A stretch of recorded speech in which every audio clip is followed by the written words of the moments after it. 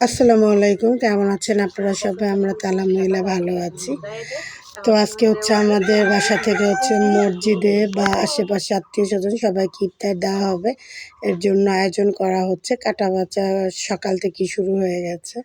তো রান্না করতেছে আমার বড় ভাই আর ভাবি। ভাবি বলতে হচ্ছে আমার ফুফাতো ভাইয়ের বড় ভাইয়া, মানে ওনার ওয়াইফ। এটা আর হচ্ছে আমার বড় ভাইয়া। আর আমরা সবাই আর কি দেখতেছিলাম। তো দেখতে দেখতে রান্নাবান্না হয়ে গেছে। মানে আসরের নামাজের পরে হচ্ছে ইফতারি মসজিদে পাঠাবে। মসজিদ হচ্ছে বাসার পাশেই। তো দিবে হচ্ছে খেজুর, শসা, সালাদ, মানে যা যা আর কি দেওয়া হয় আর কি। তো এই তো বল ভরে ভরে আর কি মসজিদে নিয়ে যাচ্ছে। আর বাসার আশেপাশে সবাইকে প্লেটে করে হচ্ছে দেওয়া হবে।